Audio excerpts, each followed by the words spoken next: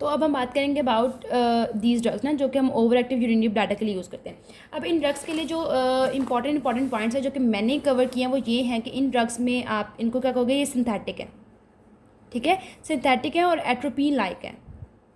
Atropine के जैसे synthetic हैं और एंटी मस्कुरानिक एजेंट्स हैं, ठीक है, सिंथेटिक होते हैं। फिर इनका ये क्या कर रहे होते हैं, urinary over active urinary bladder को ट्रीट करना है ना इन्होंने, तो ये वहाँ जब ब्लैडर पे सपोज आपके पास ये ब्लैडर है, ठीक है, जब इन्होंने ब्लैडर पे जाना है तो यहाँ पे M3 रिसेप्टर्स होंगे, ठीक है, इन रिसेप्टर्स को इन्होंने ब्लॉक करना है।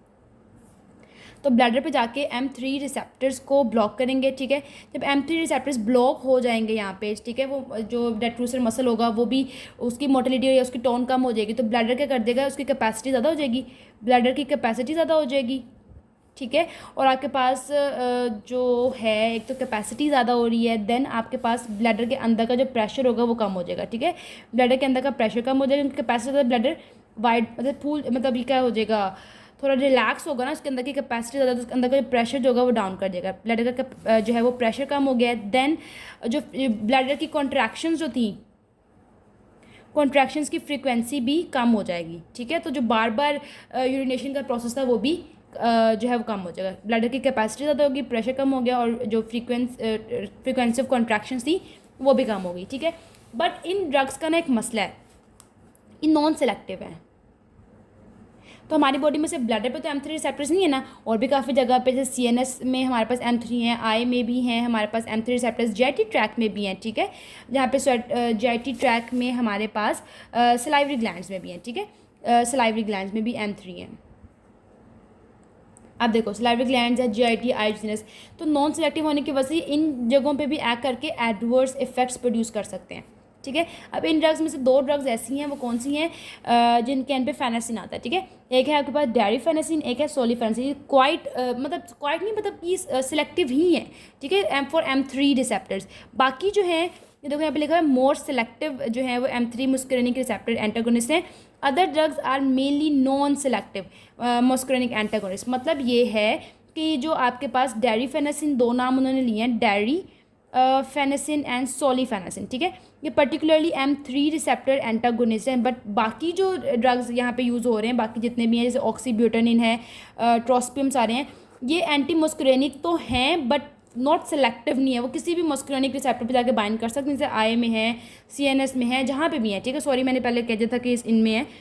इनमें M3 नहीं मतलब M मस्कुरेनिक रिसेप्टर्स हैं, ठीक है, माय मिस्टेक। तो अब वो एडवर्स इफेक्ट्स प्रोड्यूस करेंगी जो बाकी ड्रग्स हैं, और सिलेक्टिव कौन सी हैं, डेरिफेनासिन एंड सोलिफेनासिन, ठीक है। फिर इनका थेराप्यूटिक यूज़ ये है कि आप ऑब्वियस है कि आप इनको ओवर एक्टिव ब्लैडर के लिए यूज़ कर रहे हो, और ऑक्सीब्यूटानिन का एक रोल ये है कि वो न्यूरोजेनिक ब्लैडर को भी कर लेता है, ठीक है, ये चीज़ याद रख लेनी है। देन फार्माकोकाइनेटिक्स का ये है कि हमने इनको ओरली देना है, बॉडी में ओरल एडमिनिस्टर करनी है, ओरल डोजेज है इन ड्रग्स की बॉडी में, ठीक है, ओरल डोजेज है इन ड्रग्स की, ओरली आप बॉडी में एडमिनिस्टर करोगे। उसके अलावा इनकी यहाँ कुछ टर्म्स यूज़ हुई हैं, वो मैं आपको बताती हूँ,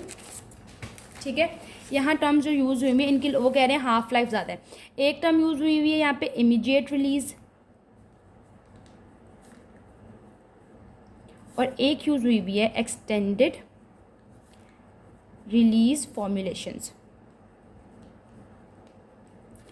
इसका मतलब ये है कि ऐसे ड्रग जो बॉडी में जब हम एडमिनिस्टर करते हैं, इमीडिएटली सारा का सारा जो ड्रग हो आपके ब्लड स्ट्रीम में गया और वहाँ पे इफेक्ट शो किया और बॉडी से एलिमिनेट हो गया, ठीक है, मतलब बॉडी में उसकी हाफ लाइफ कम है। एक्सटेंडेड रिलीज का फॉर्मुलेशन का मतलब ये है, अगर बॉडी में जब ड्रग एडमिनिस्टर किया एकदम सारा का सारा ब्लड स्ट्रीम में जाके और टारगेट टिश्यू पर जाके अपना इफेक्ट शो नहीं कर दिया, रिपीटेड इंटरवल से या आपके पास पीरियडिकली वो ड्रग जो है बॉडी में अपना इफेक्ट शो करेगा, और उसकी पर्टिकुलरली हाफ लाइफ भी ज़्यादा होगी आपकी बॉडी में, ठीक है। तो जो इमीडिएट रिलीज़ वाले ड्रग्स होते हैं उनकी डोज हमें एक दिन में 2 से 3 दफ़ा उन्हें देना पड़ता है, क्योंकि एक ही दफ़ा अपने इफेक्ट शो करके बॉडी से जो है इमिटेड हो जाते हैं। जो एक्सटेंडेड रिलीज़ वाले फॉर्मुलेशन वाले ड्रग्स होते हैं उनको हमें सिर्फ एक पूरे दिन में एक ही डोज देते हैं, क्योंकि वो थोड़े थोड़े टाइम से रिलीज़ होते हैं ब्लड स्ट्रीम में जाके, सेल्स में पर्टिकुलरली जाके, और अपना काम शो करते हैं, ठीक है। और ये बता दें इसके फार्माकोकाइनेटिक्स में, ठीक है।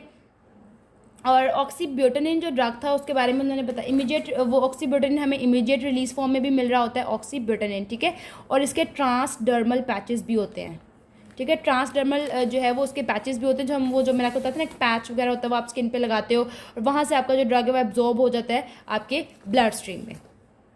और फिर उन्होंने यहाँ पे बताया है कि ऑक्सीबुटानिन जो है वो टॉपिकली मतलब जेल की फॉर्म में भी मिल जाता है आपको। और फिर इनकी लिवर में ही मेटाबॉलिज्म उनकी होनी है, वो साइटोक्रोम जो P450 सिस्टम है, ठीक है, वहाँ से वो इसको